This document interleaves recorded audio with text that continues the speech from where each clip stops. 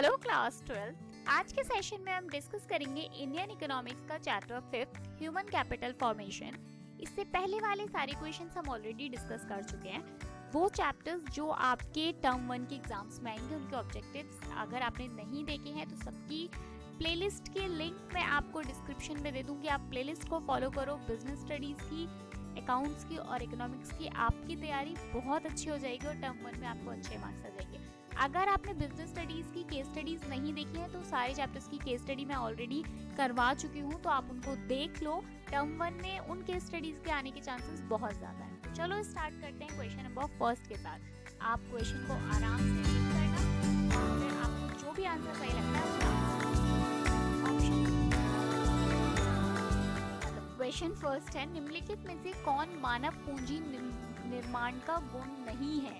Which of the following is not a merit of human capital formation?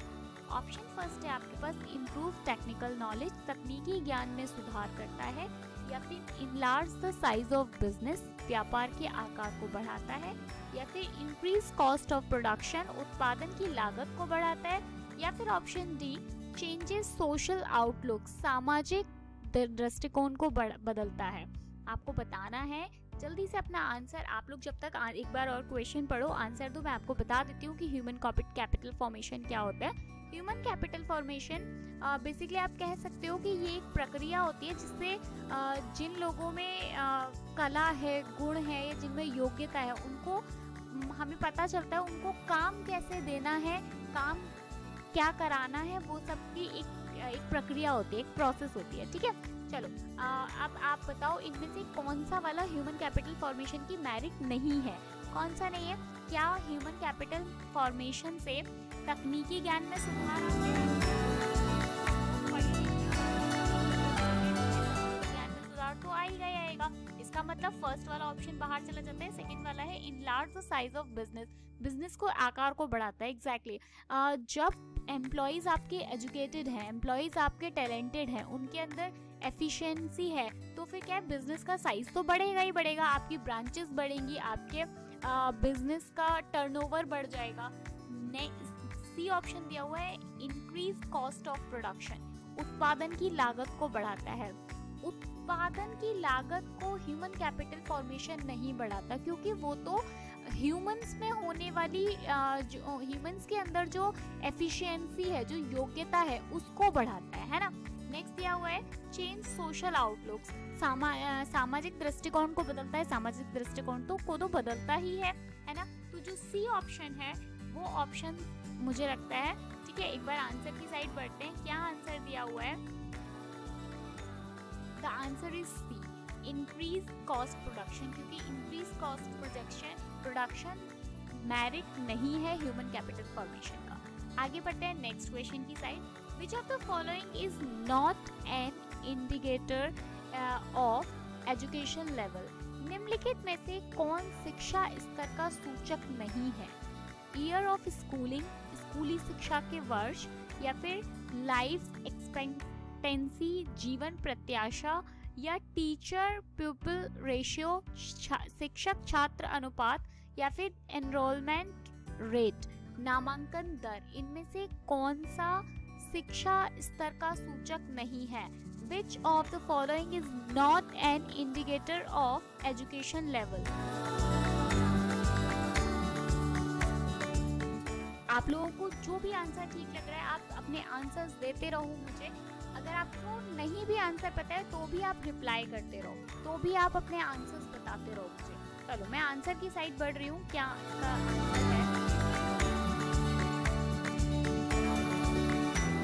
इसका answer है? Life expectancy, जीवन प्रत्याशा। क्योंकि जीवन, बाकी सारे आप देखो, फर्स्ट वाले में स्कूल है तो वो शिक्षा से रिलेटेड है, इसके नीचे वाले में शिक्षक छात्र अनुपात, ये भी शिक्षा स्तर का सूचक है। नामांकन दर मतलब एनरोलमेंट रेट, ये तो सीधा सीधा स्कूल, मतलब स्कूल से, एजुकेशन से इसका संबंध होता है। लेकिन जीवन प्रत्याशा का इन तीनों में जो नहीं है वो क्या है? जीवन प्रत्याशा। ठीक है, चलो नेक्स्ट क्वेश्चन की साइड बढ़ते हैं। नेक्स्ट क्वेश्चन क्या है? Which level of education take a major share of total education expenditure in India? Bharat में शिक्षा का कौन सा स्तर कुल शिक्षा व्यय का एक बड़ा हिस्सा लेता है? इनमें से प्राइमरी एजुकेशन मतलब प्राथमिक, माध्यमिक, उच्चतर या तृतीयक, इनमें से सबसे ज्यादा एक्सपेंडिचर, सबसे ज्यादा खर्चा किस पर होता है आपको बताना है। अपना आंसर जो भी आपको ठीक लगता है अपने कॉमन सेंस के हिसाब से भी कुछ आंसर्स दे दिया करो, ठीक है। अगर आपको नहीं भी आ रहा है तो यूज योर कॉमन सेंस और टिक द करेक्ट ऑप्शन। चलो जल्दी जल्दी से अपना आंसर दे दो, मैं आंसर की साइड बढ़ रही हूँ, जल्दी अपना आंसर करो। आंसर इज फर्स्ट प्राथमिक या एलिमेंट्री। सबसे ज्यादा खर्चा अगर देखा जाए तो प्राथमिक शिक्षा पर होता है। चलो आगे बढ़ते हैं। गवर्नमेंट भी इस पर बहुत ज्यादा खर्चा कर रही है। 2014 में कुल सरकारी खर्च में शिक्षा का हिस्सा कितना था? What was the share of education in total government expenditure in 2014? 7.92%, 15.7%, 0.64% या 3.31%?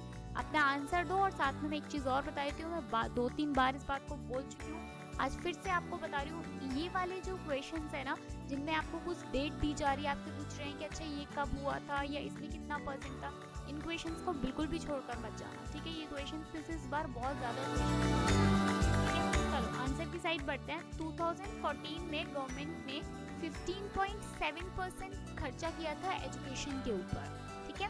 चलो आगे बढ़ते हैं नेक्स्ट क्वेश्चन की side. Question number 5, When was Right to Education Act enacted?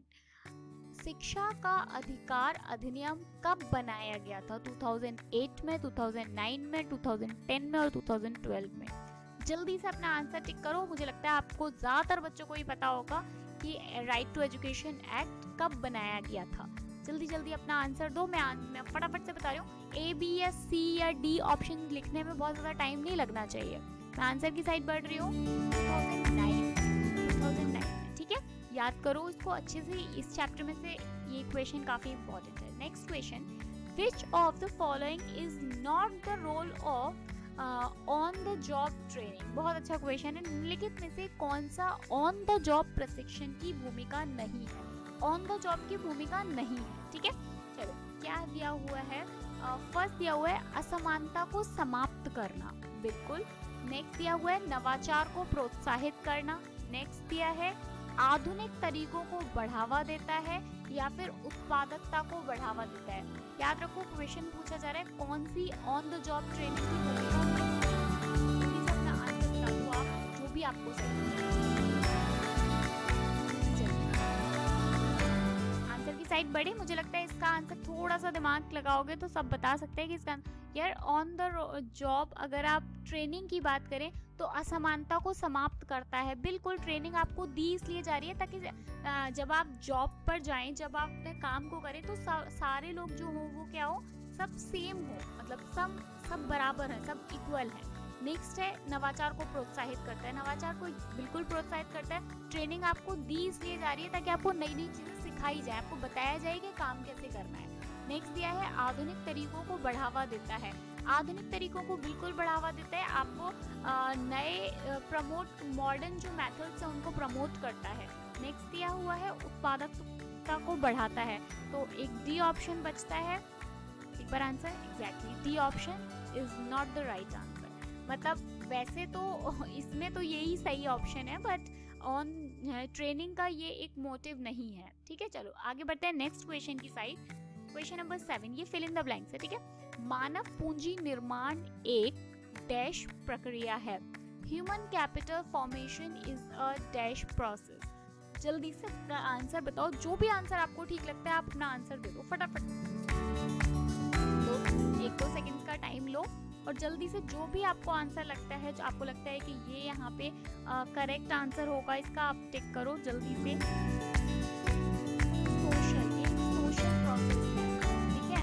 चलो नेक्स्ट क्वेश्चन की साइड बढ़ते हैं। क्वेश्चन नंबर 8, यहाँ से आपके ट्रू फॉल्स स्टार्ट हो रहे हैं। आप पूरा ट्रू या फॉल्स मत लिखिएगा, केवल टी या एफ लिखकर भेज देंगे, मैं समझ जाऊंगी, ठीक है।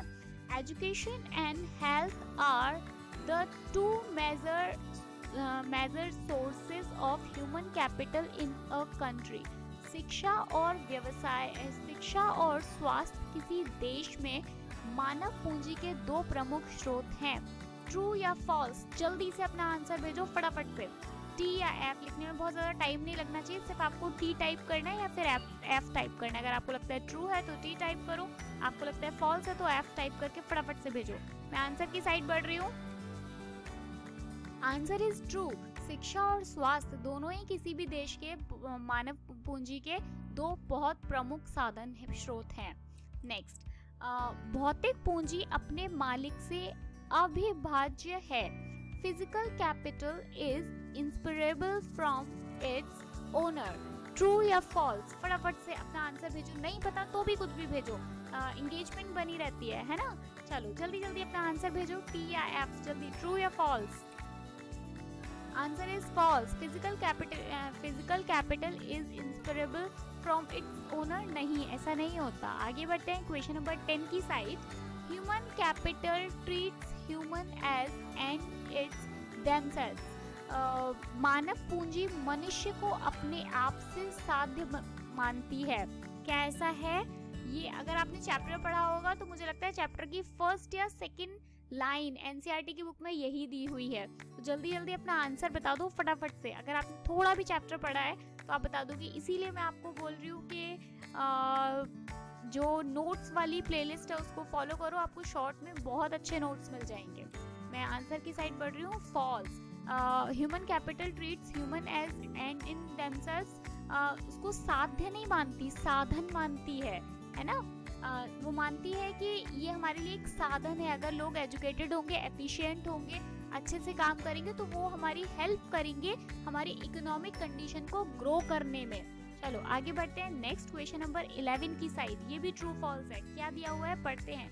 Indian council for medical research is responsible for the promote of health and family welfare programs. Indian counselling for medical research स्वास्थ्य और परिवार कल्याण कार्यक्रम को बढ़ावा देने के लिए जिम्मेदार है या नहीं? जल्दी से अपना आंसर भेज दो फटाफट से। ट्रू या फॉल्स? फटाफट जल्दी जल्दी आंसर भेजो, इतना टाइम नहीं लगना चाहिए। ट्रू या फॉल्स लिखने में कोई बहुत ज्यादा टाइम नहीं लगता, ठीक है। चलो फॉल्स। नेक्स्ट क्वेश्चन की साइड बढ़ते हैं। Question number 12।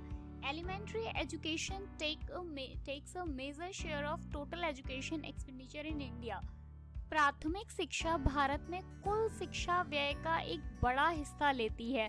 ये अभी हमने उसमें भी किया था, आपको याद होगा जब हमने टिक मार्क करे थे हम, उनमें भी किया था। तो आपको उसका आंसर पता चल ही क्या होगा। चलो जल्दी जल्दी अपना आंसर भेजो। ट्रू या फॉल्स? Answer is true. वहाँ पे भी यही देखा था कि सबसे ज़्यादा कौन से लेवल पे खर्चा कर रही है गवर्नमेंट, तो किस पे कर रही है? एलिमेंट्री एजुकेशन पे। Next question, question number 13। The level of unemployment among educated young youth is the highest. शिक्षित युवाओं में बेरोजगारी का स्तर सबसे अधिक है। क्या ऐसा है या नहीं है? जो अनएम्प्लॉयमेंट है वो सबसे ज्यादा एजुकेटेड यूथ में है या नहीं? जल्दी से अपना आंसर भेजिए आप, जल्दी। Answer is true. इंडिया में सबसे जो बेरोजगारी है वो सबसे ज्यादा किस में है? जो यंग एजुकेटेड लोग हैं उनमें। This is the last question for today. इसके बाद हम आगे के नेक्स्ट क्वेश्चन पे या नेक्स्ट जो चैप्टर्स हैं उन पे डिस्कस करेंगे। होप आपको वीडियोस पसंद आते हैं। अगर आपको वीडियोस पसंद आते हैं तो वीडियो को लाइक किया करो। हमें कैसे पता चलेगा कि आपको हमारी मेहनत, हमारा काम पसंद आ रहा है? आपके एक लाइक से, एक कमेंट से ही हमें पता चलता है कि आपको काम पसंद आ रहा है। मिलेंगे नेक्स्ट वीडियो में, तब तक के लिए bye bye. Thank you so much and all the best for your exams. Bye bye.